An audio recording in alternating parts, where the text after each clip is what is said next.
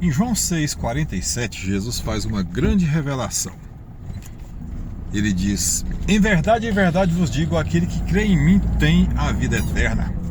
E não é talvez terá no futuro, se fizer isso ou deixar de fazer aquilo, não. Ele está dizendo no presente: quem crê em mim tem a vida eterna, né? Em João 6,44, Jesus revela que ninguém pode vir a mim se o Pai que me enviou não trouxer, e eu ressuscitarei no último dia. Ou seja, ele está revelando agora que ninguém vai a ele se Deus não enviar, né? Romanos 8,28 fala a mesma coisa, que aqueles que Deus antes conheceu predestinou para ser conforme a imagem de Jesus. E aos que predestinou, chamou, e aos que chamou, justificou com a morte de Jesus na cruz, e aos que justificou, glorificou, né?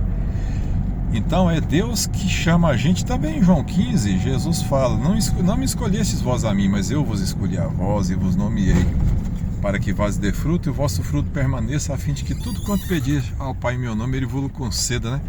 Ou seja, Jesus é quem nos escolhe. É Deus que nos escolhe e envia Jesus.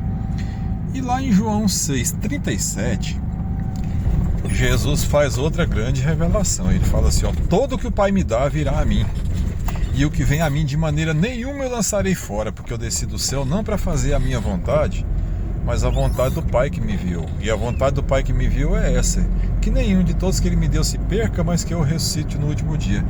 Porquanto a vontade do Pai que me enviou é essa: que todo aquele que vê o Filho e crê nele tenha a vida eterna, e eu o ressuscitarei no último dia. Quanto ao último dia, Jesus faz outra grande revelação. Quando Marta, irmã do defunto Lázaro, disse: eu sei que meu irmão há de ressuscitar na ressurreição do último dia, João 11,34, Jesus revela para ela. Ele fala: eu sou a ressurreição e a vida.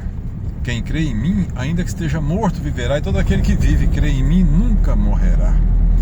Nós cremos em Jesus e nós nunca vamos morrer. Mas como assim? É porque em Romanos 8:10 está escrito que se Jesus vive em vós, o corpo morre por causa do pecado, mas o espírito vive por causa da justiça. O espírito não morre. Então nós não morremos. Aí Jesus pergunta para Marta: crê tu isto? Né? Lá em João 11:34-35. Marta cria, e nós acreditamos também. Nós cremos em Jesus porque recebemos o dom da fé. Como está escrito em Efésios 2:8, pela graça sois salvos por meio da fé, e isso não vem de vós, é dom de Deus, não vem das obras para que ninguém se glorie. Até a graça, até a fé que nós cremos é pela graça de Deus, né? Tudo é pela fé. Agora, não são todos que creem, né? Porque lá em Isaías 6 diz que Deus cegou os olhos, fechou os ouvidos para alguns não crerem, né? Então Jesus fala para os fariseus que não criam nele: vós não credes porque não sois das minhas ovelhas. As minhas ovelhas ouvem a minha voz, eu as conheço, elas me seguem, dou-lhes a vida eterna e nunca hão de perecer, e ninguém as arrebatará das minhas mãos. Meu Pai que me as deu é maior do que todos, ninguém pode arrebatar da mão do meu Pai, e eu e o Pai somos um. Então Jesus diz que ninguém toma a gente da mão dele, que ele salva a gente, e ele diz que é um com o Pai, né? E realmente lá em João 14, quando Filipe fala: Senhor, mostra-nos o Pai, Jesus fala: Filipe, estou há tanto tempo convosco, não me tem desconhecido, quem me vê a mim vê o Pai. Como dizes tu, mostra-nos o Pai? Aí Jesus fala: não credes que eu estou no Pai e o Pai está em mim? Crede-me, Jesus fala para Filipe, crede-me ao menos pelas mesmas obras, porque as obras que Jesus faz são as obras de Deus, são as obras de ressuscitar mortos, curar os enfermos, limpar os leprosos, fazer os surdos, cegos de nascença voltar a escutar, voltar a ouvir, né? E o interessante é que lá em João 14:12, Jesus fala que nós que cremos nele também faremos essas mesmas obras. Ele fala assim: aquele que crê em mim fará as obras que eu faço, e as fará maiores do que essa, porque eu vou para o meu Pai, e tudo o que pedir em meu nome eu farei, para que o Pai seja glorificado no Filho. Se pedir alguma coisa em meu nome, eu o farei. Quem faz é Jesus, não é? Quem faz é Ele é Deus. Mas Ele faz quando a gente pede no nome dEle, né? Porque Jesus, após Ele ter morrido e ressuscitado, Ele falou em Mateus 28:18 assim, ó: é-me dado todo o poder no céu e na terra. E Ele manda a gente fazer discípulos. Ele fala: portanto, ide, Fazei discípulos de todas as nações, batizando em nome do Pai, do Filho e do Espírito Santo, ensinando-os a guardar tudo quanto vos tenho mandado. E eis que estou convosco todos os dias até a consumação dos séculos. E Ele envia a gente também, nós que somos cristãos, que recebemos o dom da fé para crer nele, Ele envia a gente também lá em Marcos 16,15. Em Marcos 16,15 ele fala: ide por todo mundo, pregai o evangelho a toda criatura. Quem crer e for batizado será salvo, quem não crer será condenado, e esses sinais seguirão os que crerem. Em meu nome expulsarão os demônios, falarão novas línguas, pegarão na serpente, se beberem alguma coisa mortífera não vos fará dano algum, e porão as mãos sobre os enfermos e os curarão. Lá em Mateus 10,8 também ele fala: curai os enfermos, limpai os leprosos, ressuscitai os mortos, expulsai os demônios, de graça recebeste, de graça dai, né? Ele nos enviou também. Então Jesus é quem nos convida, é Ele quem nos escolhe, é Ele quem nos envia a pregar o Evangelho. O Evangelho de Cristo, que significa boas novas, nada mais, nada menos é do que Deus se fez homem, o Verbo se fez carne, como está em João 1, e habitou entre nós. Ele veio para os que eram seus, os judeus, mas os judeus não o receberam, os seus não o receberam.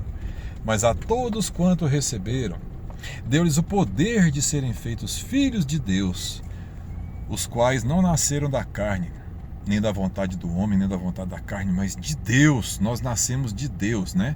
É como Jesus falou, isso aí está em João 1, no Evangelho de João, capítulo 1.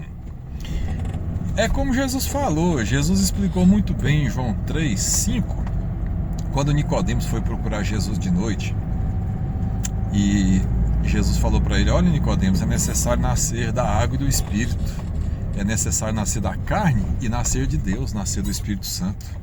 Quem não nasce de Deus, quem não recebe o Espírito Santo, não tem salvação, não entra na vida eterna. Quem dá o Espírito Santo é Jesus, como João falou, né, que Jesus batiza com fogo do Espírito. O Espírito Santo é a presença de Deus em nós. Lembra daquela passagem das 10 virgens que está em Mateus 25? Mateus 25 é todo maravilhoso. Primeiro vem as passagens das 10 virgens. Tinha 5 loucas e 5 prudentes. As 5 loucas não tinham o Espírito Santo, não tinham buscado. As 5 prudentes tinham o Espírito Santo. Aí o noivo, que é Jesus, vem para encontrar com a igreja, e aquelas que não tinham o Espírito Santo, quando viu que estava vindo: me dá do azeite de vocês, que a nossa lâmpada está apagando, né? Aí as que tinham o Espírito Santo: não, vai comprar, né? Quem vende? Jesus. E não, ele vende de graça, ele dá de graça, né? Lá, só para a gente lembrar, em Lucas 11:11, diz que Deus não nega o Espírito Santo a quem o pede. Então Jesus dá o Espírito Santo de graça. Mas tem gente que não busca a vida toda, não busca, só busca as coisas do mundo, as concupiscências mundanas que passam. Aí quando Jesus vem no arrebatamento, como ele disse que vai vir, 1 Tessalonicenses 4,13, né? Para nos levar para encontrar com ele nos ares. Até em Mateus 24, Jesus fala que vai vir arrebatar, que vai ter 2 trabalhando no campo, uma vai ser deixada, outra vai ser levado, né? Uma pessoa vai ser deixada, outra levada. Jesus vai vir sim nos arrebatar, e a gente tem que estar cheio do Espírito Santo, senão a gente fica para trás, né? Igual aquelas 5 virgens loucas ficaram para trás. E quando elas tentaram entrar, já não tinha jeito mais. E vamos entender outra coisa muito importante que está em Mateus 25. Jesus diz que vai separar os bodes das ovelhas. Ah, mas não é pela escolha de Deus que o homem crê em Jesus, e não é crendo que ele é justificado e salvo? Sim. Mas as obras, que é fazer o bem com amor, é resultado de quem recebeu o Espírito Santo e nasceu de Deus. Então elas são necessárias. Jesus fala: quando eu vier, vou separar os bodes das ovelhas. Mateus 25, do 31 em diante. E ele fala assim: eu tive fome. Aí as ovelhas falam: Senhor, quando nós fizemos? Aí ele fala: oh, eu tive fome, você me deu de comer. Eu tive sede, você me deu de beber. Eu era estrangeiro, você me recebeu na sua casa. Eu estava na cadeia, você foi me ver. Eu estava no hospital, você foi me visitar.